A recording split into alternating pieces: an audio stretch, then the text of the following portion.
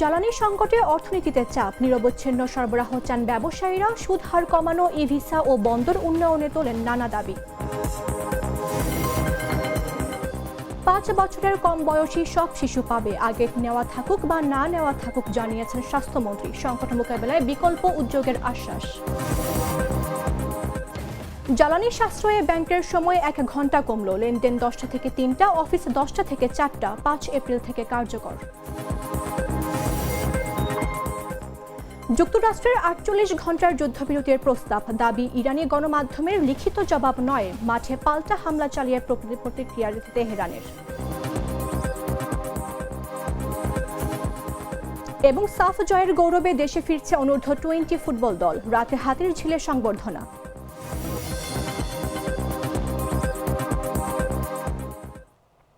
আমন্ত্রণ সন্ধ্যা 7টা নিউজে, আপনাদের সাথে রয়েছে আমি মামদুহা রাইসা। আমি তো মশলা বদলে ফেলেছি, এবার আপনিও বদলে ফেলুন। একবার প্রাণ গুঁড়া মশলা ব্যবহার করেই দেখুন। জ্বালানি সংকটে দেশের অর্থনীতিতে চাপ তৈরি হয়েছে উল্লেখ করে অর্থমন্ত্রী আমির খসরু মাহমুদ চৌধুরী বলেছেন, নিরবচ্ছিন্ন জ্বালানি সরবরাহের নিশ্চয়তা চেয়েছেন ব্যবসায়ীরা। শনিবার রাজধানীতে প্রধানমন্ত্রীর কার্যালয়ে বেসরকারি খাত উন্নয়ন বিষয়ক উপদেষ্টা কাউন্সিলরের প্রথম বৈঠক শেষে সাংবাদিকদের এসব কথা বলেন তিনি। প্রধানমন্ত্রী তারেক রহমানের সভাপতিত্বে এই বৈঠক অনুষ্ঠিত হয়।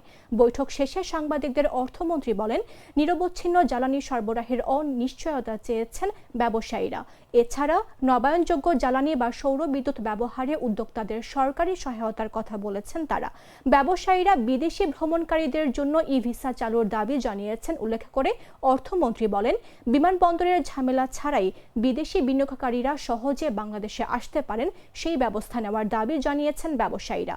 আমির খসরু আরও বলেন, ব্যাংক ঋণের সুদ হার কমানো, এনবিআর সংস্কার এবং নির্দিষ্ট ব্যবসায়ীদের ওপর করের বোঝা না চাপিয়ে করের আওতা বাড়ানোর ওপর জোর দিয়েছেন ব্যবসায়ীরা।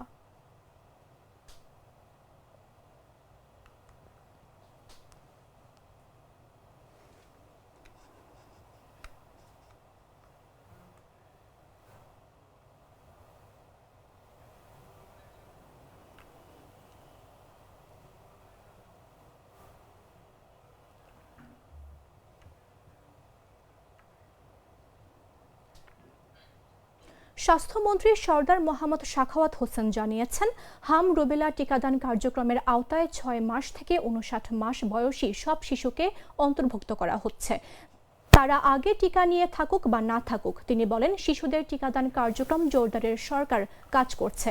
শনিবার মন্ত্রণালয়ের সভাকক্ষে জরুরি হাম রুবেলা টিকা কর্মসূচি উদ্বোধন উপলক্ষে আয়োজিত সংবাদ সম্মেলনে তিনি এসব কথা বলেন। রোগী বের হচ্ছে, রোগী ঢুকতেছে। আমার সাথে সকালে ওখানে আমাদের কমিটির সভাপতি সাহেবের আলাপ হয়েছে, আজকে 61 জন রোগী ভর্তি হয়েছে। এর মধ্যে যদি কারো আইসির প্রয়োজন করে আমরা অল্টারনেটিভ ব্যবস্থা করার জন্য আমরা বসে আছি এবং ইনশাল্লাহ ব্যবস্থা করবো। নাম্বার 1। নাম্বার 2, প্রশ্ন করেছেন কেন 25 সালে হয় নাই, সেই ব্যাপারে কোনো তদন্ত হবে কিনা। দেখেন, আমরা এখন কাজ করতে চাই। অতীতে তদন্ত করে কাউকে ফাঁসি কাস্টে ঝুলিয়ে আমার লাভ নাই। আমাকে আমার মানুষকে বাঁচাতে হবে, আমার শিশুদের বাঁচাতে হবে, আমার যন্ত্রপাতি আনতে হবে। We are giving importance to the current work, current liability, current attack, এগুলিকে আমরা মিট করতে চাই। অতীত নিয়ে ঘাটাঘাটি এখন পর্যন্ত করতে। রাজধানীর কেরানীগঞ্জের কদমতলী গোলচত্বর এলাকার গ্যাস লাইটার তৈরির কারখানায় লাগা আগুনে পুড়ে 5 জনের মৃত্যুর ঘটনা ঘটেছে। এ ঘটনায় নিহতরা পুরুষ না নারী সে বিষয়ে নিশ্চিত হতে পারেনি ফায়ার সার্ভিস। শনিবার ফায়ার সার্ভিসের কন্ট্রোল রুম কর্মকর্তা আনোয়ারুল ইসলাম এ তথ্য নিশ্চিত করেন। আনোয়ারুল ইসলাম বলেন, এখন পর্যন্ত 4টি মরদেহ উদ্ধার করা হয়েছে।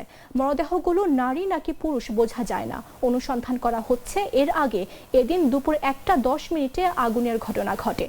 পরে 2:30টার দিকে আগুন নিয়ন্ত্রণে আসে। সে সময় ফায়ার সার্ভিসের কন্ট্রোল রুম কর্মকর্তা রোজিনা আক্তার এ তথ্য নিশ্চিত করেন। পরে দুপুর 2:30 দিকে ফায়ার সার্ভিসের 7 ইউনিটের চেষ্টায় কেরানীগঞ্জের গ্যাস লাইটার তৈরির টিন শেড কারখানার আগুন নিয়ন্ত্রণে আসে।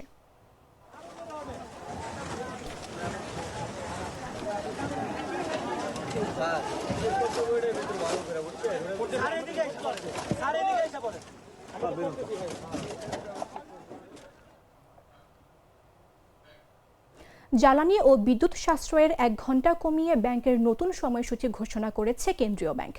নতুন সময়সূচি অনুযায়ী ব্যাংকের লেনদেন চলবে সকাল 10টা থেকে বিকেল 3টা পর্যন্ত, আর ব্যাংকের অফিস সময় থাকবে সকাল 10টা থেকে বিকেল 4টা পর্যন্ত। শনিবার বাংলাদেশ ব্যাংক এ সংক্রান্ত নির্দেশনা জারি করেছে। স্বাভাবিক সময় ব্যাংকের লেনদেন সকাল 10টা থেকে বিকেল 4টা পর্যন্ত, আর ব্যাংকের অফিস ছিল সকাল 10টা থেকে সন্ধ্যা 6টা পর্যন্ত। নির্দেশনায় বলা হয়েছে, জ্বালানি ও বিদ্যুৎ সাশ্রয়ে সরকার ঘোষিত পরিবর্তিত অফিস সময়সূচি 5 এপ্রিল থেকে পরবর্তী নির্দেশ না দেওয়া পর্যন্ত পরিচালিত হবে। সমুদ্র, স্থল ও বিমানবন্দর এলাকার ব্যাংকের শাখা, উপশাখা ও বুথ সপ্তাহের 7 দিন 24 ঘণ্টা খোলা রাখার আগের নির্দেশনা যথাযথ বহাল থাকবে। রোববার থেকে এই সিদ্ধান্ত কার্যকর হবে। সরকারের নতুন সিদ্ধান্ত অনুযায়ী অফিস সময়ে 1 ঘণ্টা কমিয়ে 7 ঘণ্টা নির্ধারণ করা হয়। ঘোষিত নতুন সময়সূচি অনুযায়ী সরকারি বেসরকারি সব অফিস সকাল 9টা থেকে বিকেল 4টা পর্যন্ত চলবে। এছাড়া সন্ধ্যা 6টার পর শপিং মল, দোকানপাট বন্ধ রাখার সিদ্ধান্ত নেওয়া হয়েছে এবং বিয়ে বাড়িতে আলোকসজ্জা বন্ধ রাখার নির্দেশ দেওয়া হয়েছে।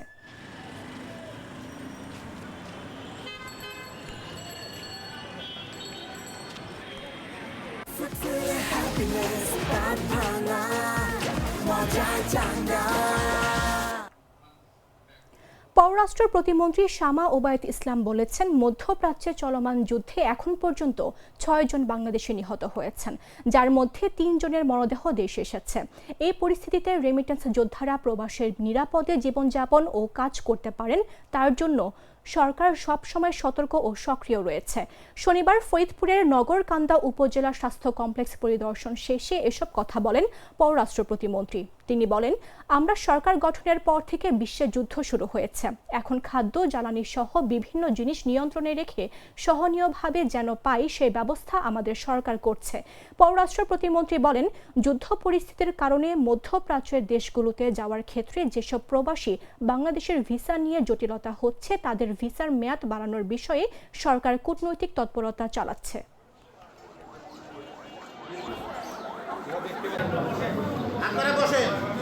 বিদেশে গিয়ে কাজ করতে পারে দক্ষতা নিয়ে, সেটা নিশ্চিত করার দায়িত্ব প্রশিক্ষণ ক্ষেত্রে নিশ্চিত হয়, যাতে 100% যাতে এর কার্যকারিতা হয়, সেটার জন্য কিন্তু আমাদের অনেক কাজ করতে হবে।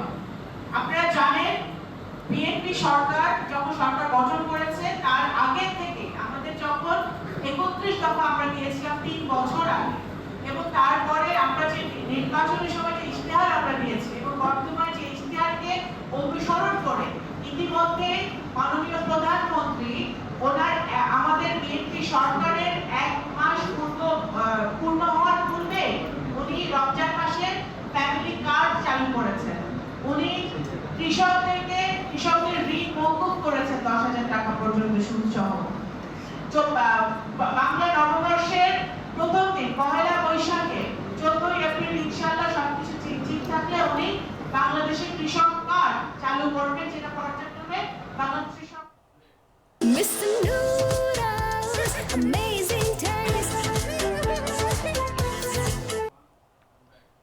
জানাবো আন্তর্জাতিক সংবাদ।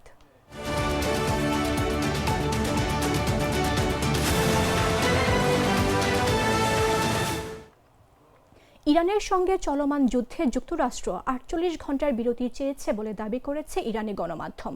ইরানের আধার সরকারি বার্তা সংস্থা ফার্স নিউজ জানিয়েছে, 2 এপ্রিল যুক্তরাষ্ট্র একটি তৃতীয় দেশের মাধ্যমে ইরানের কাছে 48 ঘণ্টার যুদ্ধবিরতির প্রস্তাব দিয়েছে। সংস্থার এক সূত্রের বরাতে বলা হয়েছে, অঞ্চল জুড়ে উত্তেজনা বৃদ্ধি এবং সেখানে অবস্থানরত মার্কিন বাহিনীর চাপের কারণে এই প্রস্তাব দেওয়া হয়। তবে ইরান এ প্রস্তাবের কোনো লিখিত জবাব দেয়নি, বরং তারা মাঠে জবাব দিয়েছে, অর্থাৎ পাল্টা হামলা অব্যাহত রেখেছে। এছাড়া যুক্তরাষ্ট্র যুদ্ধ থামাতে কূটনৈতিক প্রচেষ্টা বাড়িয়েছে।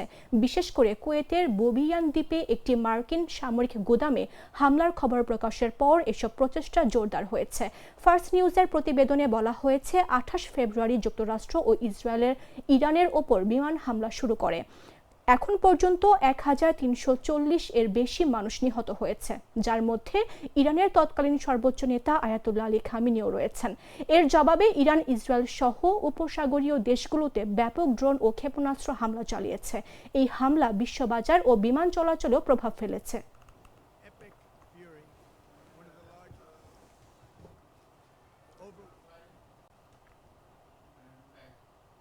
সংবাদ শেষ করব খেলার খবর জানিয়ে।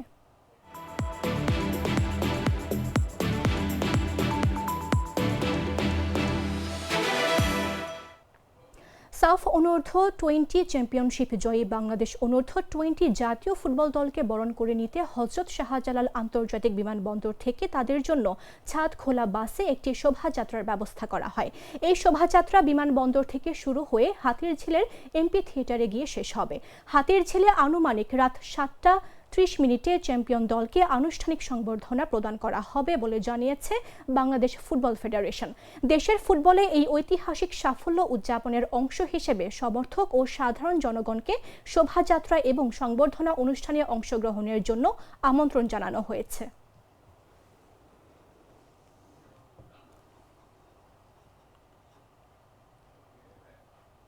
সংবাদ শেষ করার পূর্বে শিরোনামগুলো জানিয়ে দিচ্ছি আরও একবার।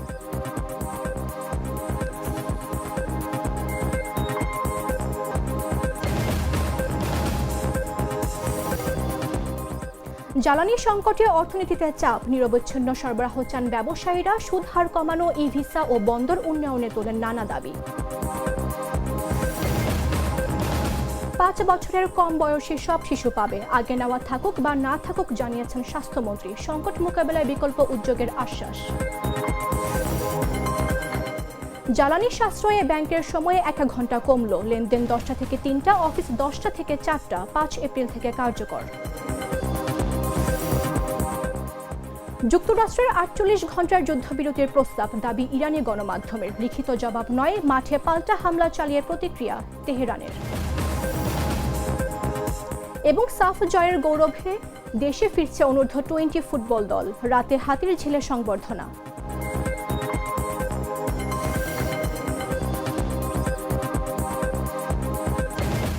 দর্শক, এই ছিল এখনকার মতো। প্রতি মুহূর্তে সর্বশেষ খবর জানতে ভিজিট করুন jagonews24.com।